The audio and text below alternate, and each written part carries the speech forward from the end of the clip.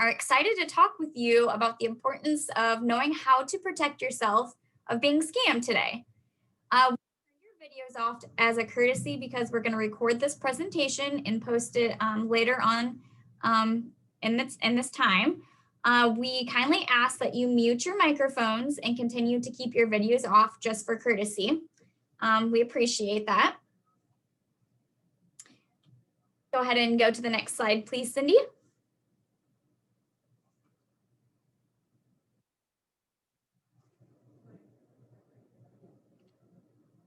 Cindy Barnett is an educator in Whitley County. Kidani Sarko covers Allen County, and I cover LaGrange County. If at any point during the discussion you have any questions, please feel free to drop them in the chat box and we'll address them at the end of today's session. We also are requesting that you give us feedback by completing a few questions throughout this presentation. You will see questions that appear on your Zoom screen if you are participating via Zoom. We greatly appreciate any of your responses that you provide us. Thank you again for joining us in the last active aging presentation of our series. Go ahead and take it away, Cindy.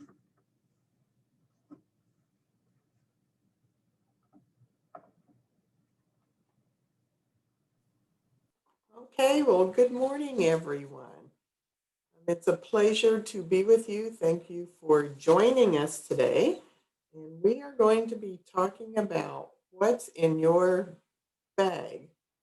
And this could be what's in your bag, what's in your wallet, what's in your purse. And we're going to be focusing on identity theft, fraud, and scams. So just for those of you that maybe aren't familiar with Purdue Extension, our mission statement is that we transform lives and livelihoods through research-based education. And our vision is that we provide educational programs that transform the lives and livelihoods of individuals and communities in Indiana and in the world.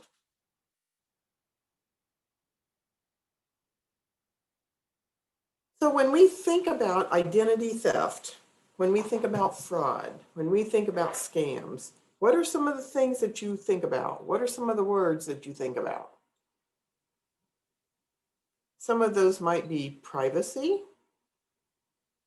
theft, passwords, security. And as you can see on the screen, there are several other words that might come to mind. So the objectives of our program today are to try to make you aware of some of the consequences if your identity is stolen. So why you really need to take this seriously. Make you aware of how much your identity is in your bag, in your purse, in your wallet. We hope to give you some guidelines to prevent your identity from being stolen. And then if your identity is stolen, what are some of the steps that you need to do to try to get that straightened out? Oops. So one of the things that you might first ask yourself is, why should you even care if somebody steals your identity? Well, there are lots of reasons. One of those is because if somebody does steal your identity, they've got your personal information. They can become you. However, you are responsible for all of the financial that might happen. So somebody else can open up a credit card in your name, as an example. You may not even know that until you get your credit card bill. But when you do get your bill and you find a lot of charges on there that you weren't aware of, you are still responsible for that up to a certain point. So how does a thief get your credit card information? Well, have you ever seen a receipt left at a gas pump? I have, several times. What about the cashier at the store? He or she may say, "Would you like your receipt?" And if you say no, what do they do with that receipt? Sometimes they just throw it in a trash can. Do they ever put it in their pocket? What about all those pre-approved credit card offers that you get in the mail? Do you shred those or properly dispose of them, or do you just throw them in your trash? Think about that. So when somebody does, as an example, get a hold of some credit card information, they can then change your address. They can make all of the bills go to him or her, to the theft, but they never pay them. And you don't know it until the credit card company calls you and says that you are behind. So then the credit card company thinks that you're not paying your bills, so that's going to affect your credit report. So yes, you need to take it seriously. Once a thief, once a person steals some of your personal information, what can they do with it? They can buy things with your credit cards. For those of you that do use credit cards, when was the last time somebody asked you for some kind of verification that you are the one that owns that credit card? Most places don't do that anymore. So you have a credit card now, most of the time you are the one that puts it in the machine, you pull it out and off you go. So anybody can use any kind of a credit card.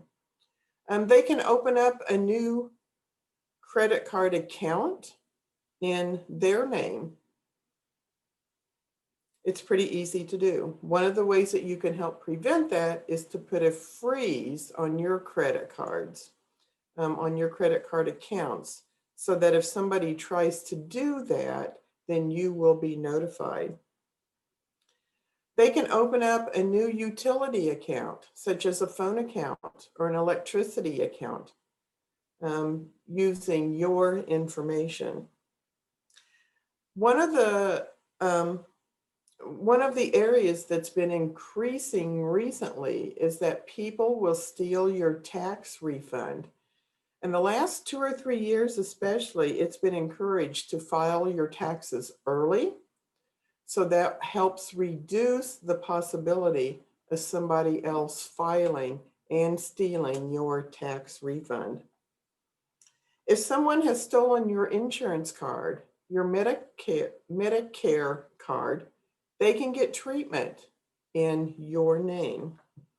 And if nobody, or if a person does not have any identification on their body, the only thing maybe they have is a credit card in your name, maybe even just have a piece of mail with a name on it, that person then could be, at least initially, be claimed as you.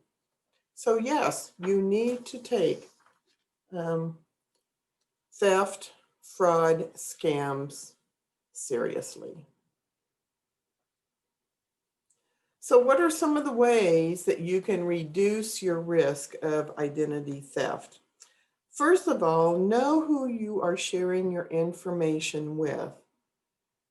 You need to be the one to initiate the conversation. If somebody calls you on the phone, somebody sends you an email and asks you to verify information, if you don't know who that person is, if you haven't done business with them recently, don't share that information. Take their information down and tell them that you will get back with them. And then you, on your own, need to try to verify who that person was, what business or organization that they were representing. Are you sharing the information with the person who's going to make the decision? Or is the person that you are sharing your information with only at the beginning of the line, and your information may pass through 3 or 4 other people before it gets to the one that makes the decision? And sometimes that depends on what kind of business you're doing, what kind of an organization you're working with, what kind of a purchase you are making. But you need to think about that, because every person that sees your information, there is the potential for identity theft. If you don't feel comfortable, don't share your information. If you get, as I mentioned before, an email from somebody that you don't know, and even if it seems to be legit, don't share your information until you can verify it. And then do not feel pressured or threatened to share your information. If it's a legitimate organization, they will work with you so that they get the information they need and that you feel comfortable sharing the information that is required. You need to store your personal information in a lockbox. This can be at the bank, or it can be in a lockbox that you have at home, maybe some kind of a safe. If you do have something at home, you need to make sure that it is securely secured to the wall or to the floor. Because if it is not, and somebody breaks into your home, they could just pick up the whole safe or the whole lockbox and take the whole thing with them. So make sure your personal information is stored securely. What about your Social Security number? You know, there was a time a few years ago when everybody carried their Social Security number with them in their purse, in their wallet. Don't do that anymore. Your Social Security number is the one piece of information that is gold to a thief. So memorize your Social Security number. Keep that card in some kind of a locked security box. Do not carry your Social Security number with you.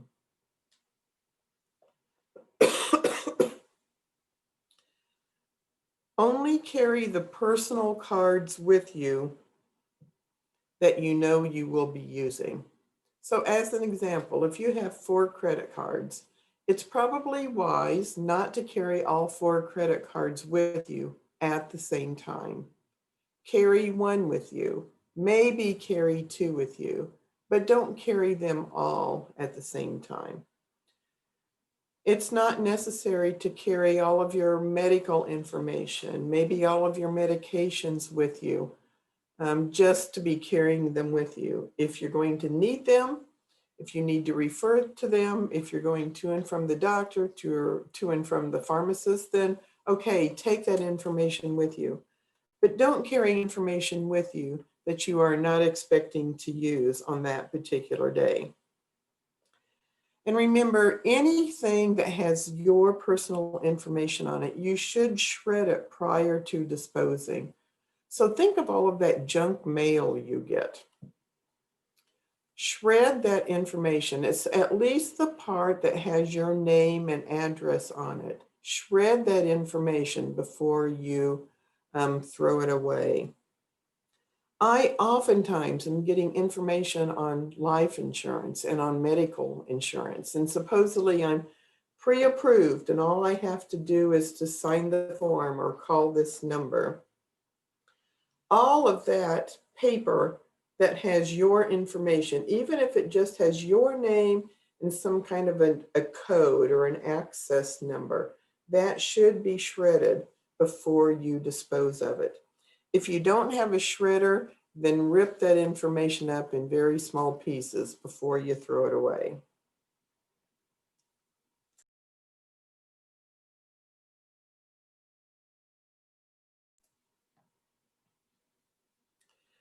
You should also ask questions before sharing your information.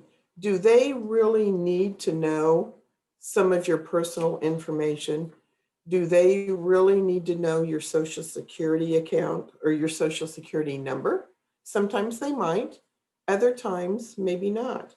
If you don't feel comfortable sharing some of your personal information, then don't do it. And then you will find out whether or not it really is needed. So make sure you feel comfortable before you do share that.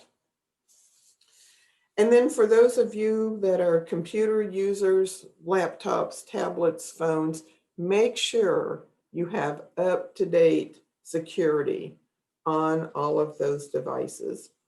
And then also be careful about who you share your passwords with and where you keep those passwords. I know many people write down passwords because we have a lot of them. But if you do that, keep them in a secure location. Don't keep them right next to your computer. So let's think about some of the things that might be in your bag, in your purse, or in your wallet right now. Do you have a medical insurance card? Do you have your card? Do you have other people's medical card? Do you have a medical card for a spouse or for children, as an example? And if so, is it necessary that you carry those with you at all times? Do you have any prescription bottles in your purse or in your bag? And if so, is it necessary for you to carry that with you? If you're going to be out for the day and you need to take some kind of medication at lunch, maybe just take that one pill that you need for lunchtime. Or if you feel more comfortable carrying your bottle with you, take it with you, but then take it out when you get home. Do you have your checkbook with you? Do you have somebody else's checkbook with you? And if so, is it necessary that you have one or more checkbooks? What about your smartphone? Do you have some kind of a passcode on your smartphone? Or if you were to lose or drop your phone, can anybody get into it? Do you have any kind of bills or invoices in your purse, in your bag? And if so, those probably have your name, they have your address, it might have your account number on it, it might have your birthday on it. Do you need to carry those with you? How many credit cards do you have on you? What about your ATM or your debit card? And as I mentioned earlier, your Social Security card should never be carried with you. So think about what all you have in your purse, in your bag, in your wallet. Is it necessary that you are carrying those with you?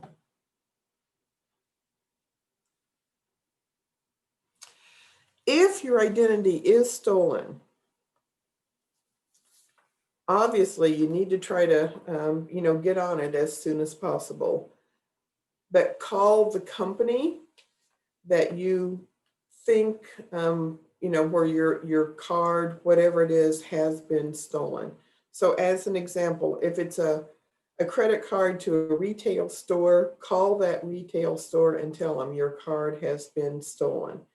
Ask them to put a freeze on your account. If it's your checkbook, call the bank. If it's your debit card, call the bank as soon as possible and tell them that you have lost it, it has been stolen, so that they will stop all activity on it. You also need to put a fraud alert or a freeze on your accounts via the credit unions. And in the handout that you will receive, it will have all of the contact information in it for the 3 national credit bureaus. You need to contact those 3 credit bureaus, tell them that your account has been scammed, and ask them to put a freeze on that account and also put a fraud alert on that account so that if anybody else tries to use it, you will be alerted. You also need to report identity theft to the FTC, the Federal Trade Commission. You can do that online, or they do have an 800 number. If you report it to the FTC, then it is easier, and you also have additional documentation that your identity has been stolen. And when you try to correct your credit report, as an example, you will have another piece of documentation that says, yes, your identity has been stolen.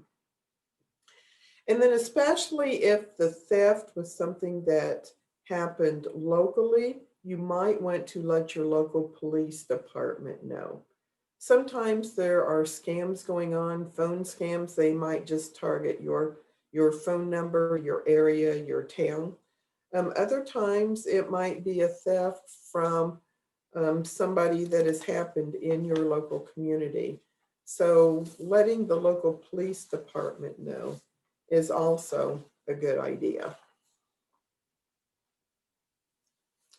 So what do you do next if your identity has been stolen? Okay, we have suggested some of the steps that you take, but you need to take it serious. Take a deep breath and then begin to work on it. So any kind of new accounts that have been opened in your name, you need to get them closed as soon as possible. But let me back up. Before you do that, you need to make sure that you check with the 3 credit bureaus.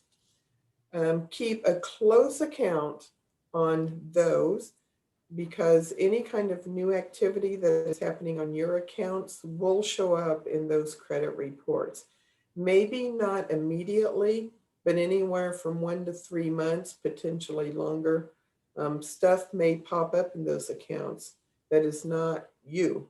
So you need to make sure that you watch that. If and when a new account does show up, you need to make sure that you close that account immediately. You need to watch those credit reports and any kind of bogus charges that come through. You need to take care of that. You need to watch your credit card bills. You need to watch your medical bills every single month. Make sure you understand what all of those charges are. And if you don't, you need to follow up on those and take care of them if they are charges that you are not responsible for. Correct your credit report. If you see mistakes on there, you need to work with that immediately and keep on that. And then, as I mentioned earlier, you might want to put a credit freeze on your credit reports. On all 3 of the national credit bureaus, you can put a credit freeze. It doesn't cost anything. It's a simple process. You can do it online, you can do it with an 800 number, or you can do it via paper. And what this simply means is if you put a credit freeze on your account, is that nobody can do anything else with your accounts. And if they try to do something, then you will be notified. The only thing you have to remember is if you do put a credit freeze, that like if you try to, you open up a new credit card, maybe you need to get a car loan or something like that, you will have to lift the freeze so that somebody else can check your credit to make sure you are a good risk. But there's nothing wrong with leaving that credit freeze on your account all the time. Whoops, okay. So that was a quick overview of identity theft, why you need to take it seriously, and some of the steps that you can take if your identity is stolen. So now I will turn it over to Kadani to follow up. Thank you, Cindy. Let me share the handout if I may. Yeah. Can you see my screen? Okay. So this is the handout. We will add it in the email that we will send it to you. So these are 4 ways to reduce your risk of identity theft. One is know who you share your information with, like Cindy mentioned. Store and dispose of your personal information securely, especially your social security number. Ask questions before deciding to share your personal information. Maintain appropriate security on your devices. Then if your identity is stolen, there are 4 places to go. Call the companies where you know fraud occurred. Place fraud alert on your accounts. Report identity theft to the FTC. You may also file a report with your local police department.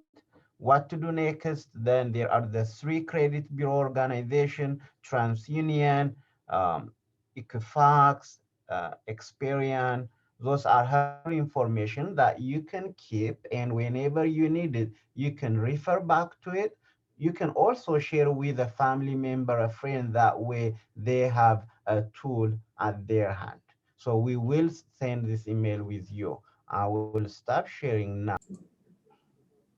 So additional resources for identity theft include AARP. They do have a website. The Consumer Financial Protection Bureau is also a wonderful organization. A Federal Trade Commission, which we talked about earlier. And then us.gov also has a lot of good information on identity theft.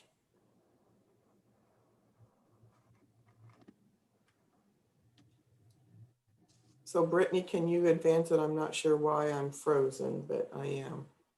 Yes, absolutely. So thank you again for joining us in today's Active Aging educational series. It was organized by Purdue Extension, and we hope that you're able to incorporate some of the things that you learned today and during the other sessions that you participated in. We enjoyed having you along the ride with us, and we are organizing future virtual series, so look for those in the future. Thank you again for joining Cindy, Kidani, and myself today.